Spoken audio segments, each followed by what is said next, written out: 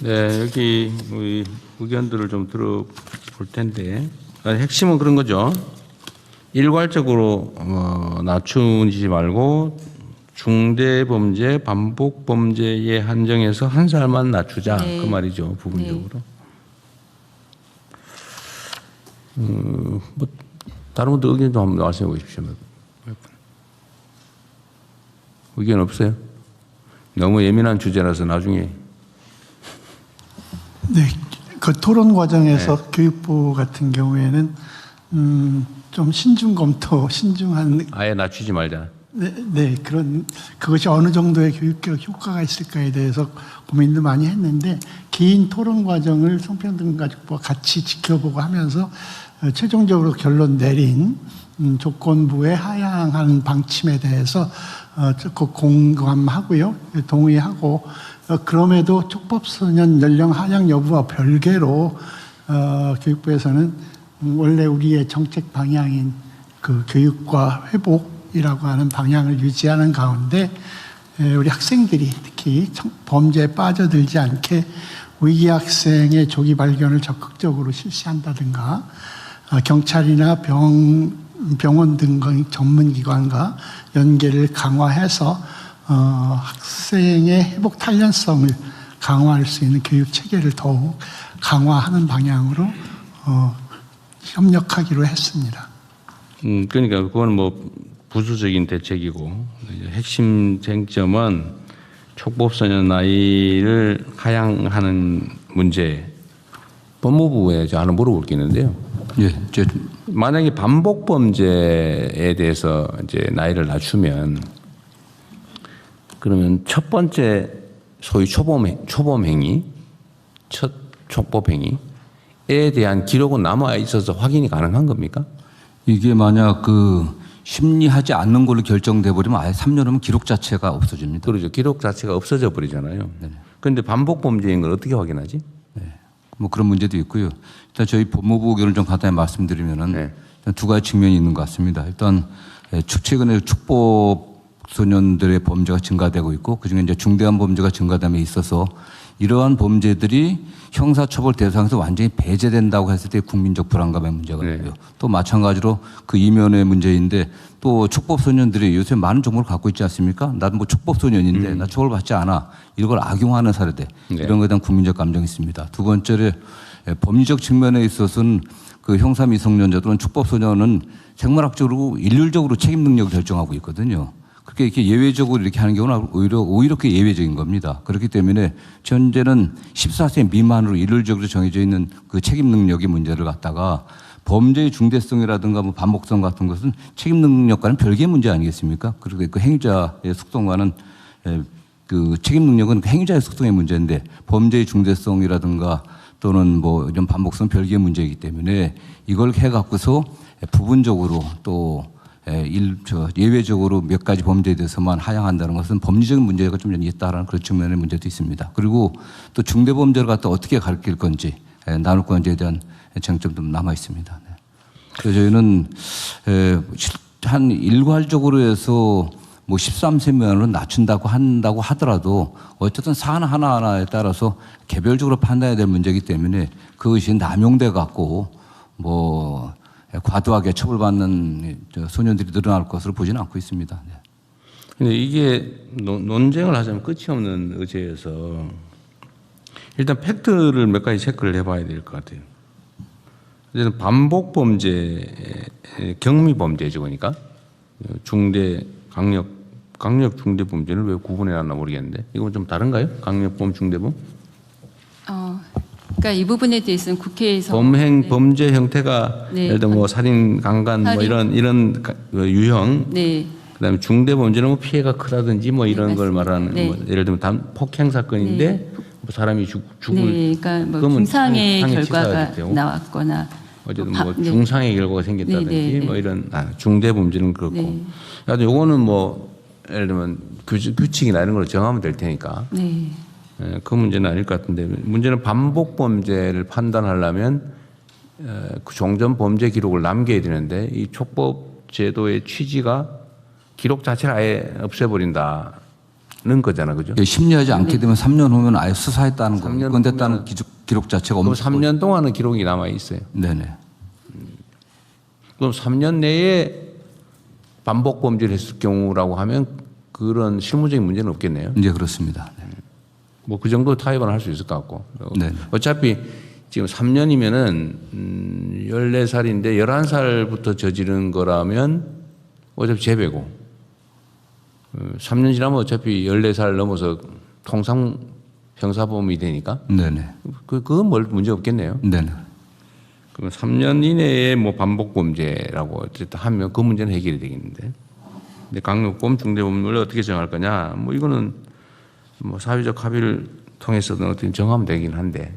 예, 그렇습니다. 문제는 일률적으로 낮출 거냐 말 거냐. 근데 낮춰야 된다는 거에 대해서는 별로 이견이 없는 것 같아요. 지금은 어떻습니까? 낮추면 안 된다. 현재 상태를 유지해야 된다. 그건 아닌 것 같죠. 예. 지금 자료를 보면 낮춰야 된다는 분들이 꽤 높은 비율로 나오고 있지 않습니까? 근데 그것은 낮추면 안 된다. 낮춰야 한다. 낮춰야 한다. 별로 그거는 뭐 이견은 없으십니까? 그러면 그 낮춘다. 이건 일단 정하고 두 번째로 일률적으로 낮출 거냐, 중대범죄로 낮출 거냐. 네. 일률적으로 낮춘다면 몇 살까지 낮출 거냐. 일률적으로 낮추는 거를 뭐 2살씩 하는 건 너무 과한 것 같긴 하네요. 지금 일단 만약에 논의한다면 1살 정도 일률적으로. 예, 그렇습니다. 네. 일률적으로 한다면 한 살.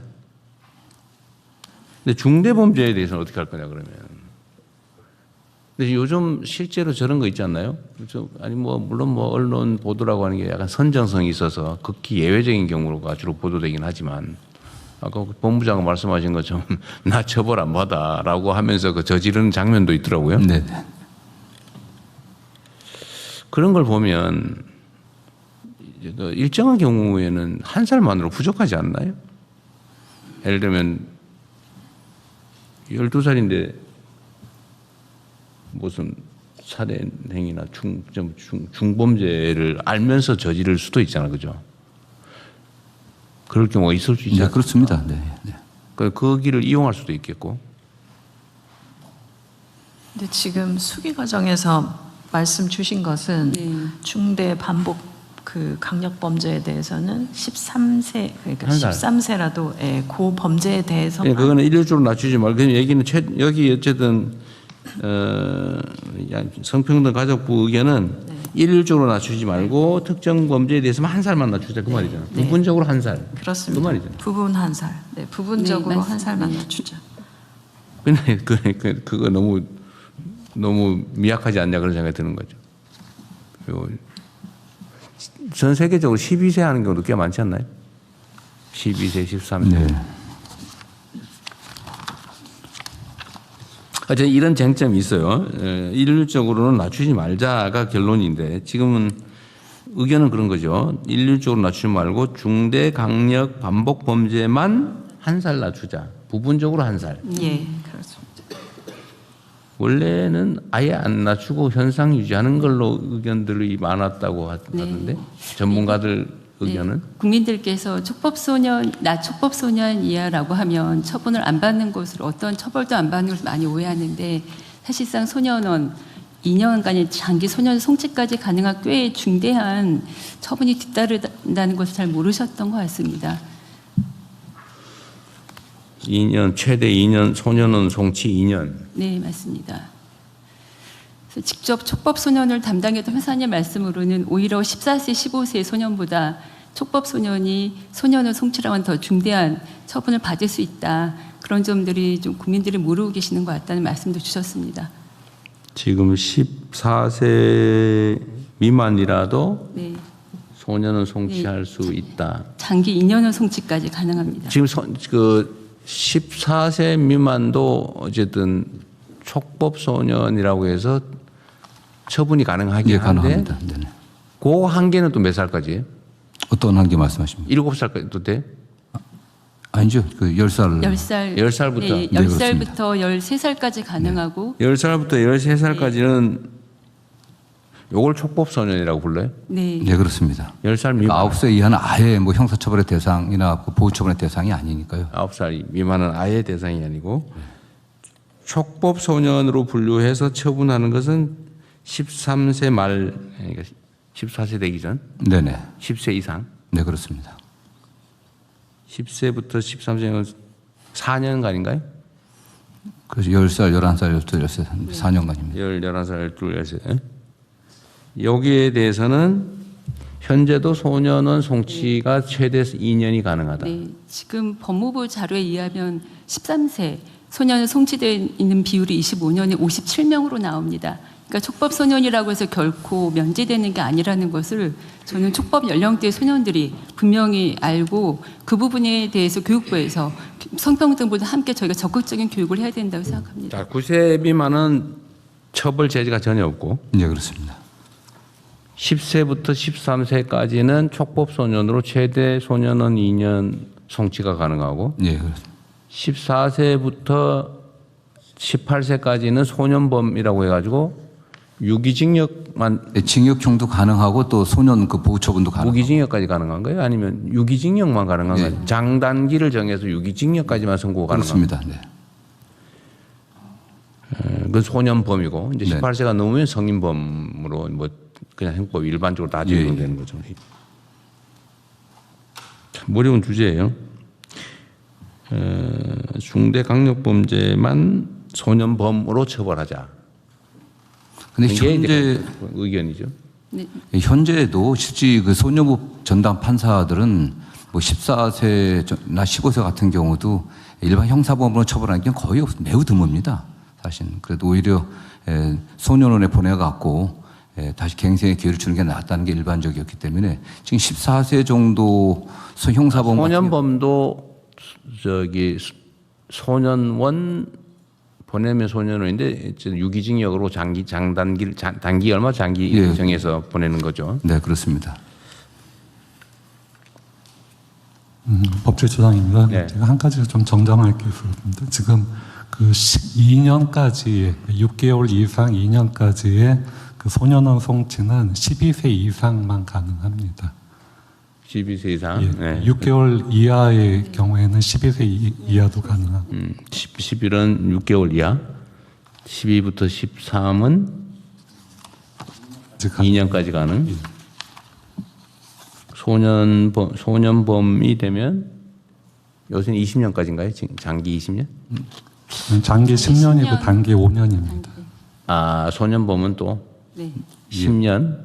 아무리 중대한 범죄를 저질러도 10년에서 5년에서 10년까지가 최대예요. 그러니까 사형하고 무기징역에 해당하는 형을 그러니까 그 범죄를 저질렀을 경우에는 그게 15년으로 대체가 됩니다. 그러니까 그 최대 경우 15년. 아니고서는 10년, 5년이 최대입니다. 처벌이 안 되는 건 아니다. 현재 그렇습니다. 상태로도. 그러면 최대 선고 가능한 형량을 2년 소년원 송치 2년에서 징역 15년까지 가능한 걸로 바뀌는 거네요. 그러니까 보통의 경우에는 10년, 5년이고요. 그러니까 사형 무기징역의 어쨌든, 네. 경우에만 15년으로 대체됩니다. 그러니까 뭐 어쨌든 뭐 보통 중대범죄나 사형이 꽤 있으니까 15년. 어쨌든 이걸 가지고 이제 또 우리 국민 여러분께서도 또 참고로 판단을 좀 해주시면 좋을 것 같고요. 그러니까 나이대에 따라서 현재도 촉법소년이 처벌되지 않는 건 아니다. 다만 2년 소년원 송치 2년이 최대다. 그런데 만약에 촉법소년의 나이를 낮추면 중대범죄자인 경우겠지 주로. 그럴 경우는 15년까지 선고가 가능해진다. 현재 13세 미만의 경우는 소년원 송치 2년이 최대치가 된다. 그걸 낮추면 이제 15년까지 가능해지는 거죠. 그러니까 처벌이 안 되고 안 되는 거 우리 국민들이 그런 오해를 하고 있는 건 맞는 것 같아요. 촉법소년이 되면 처벌이 아예 안 된다. 아, 그건 아니고 장기 아니지. 2년 최대 2년의 소년원 송치까지는 가능하다. 네. 그 아래 나이도 마찬가지고, 그죠? 네, 맞습니다. 네. 다만 뭐 그 형사범일 때하고 소년범일 때는 차이가 나는 게 소년원에서 뭐 2년 있다고 하더라도 전과 기록이 남지 않기 때문에 향후 뭐 공직에 들어간다거나 할 때 아무런 장애가 되지는 않습니다. 그 차이가 굉장히 크죠, 사실요. 아, 그래서 이재명이 소년원 얘기가 나온 거구나. 그래서 기록이 없어졌다. 그런. 공개를 하지 못하게 돼 있습니다. 아, 있긴 있어요. 없습니다. 아니, 기록이 소년원 기록이 없어진다는 게 진짜 기록은 물리적으로 없어요. 기록은 남아 있습니다. 공식적으로 안 가르쳐 준다는 거예요. 그 기록은 남아 있지만은 기록은 있지. 알려줄 수가 없습니다. 아니, 법률상. 알려주자는 거지. 기록이 없어지는 건 아니지.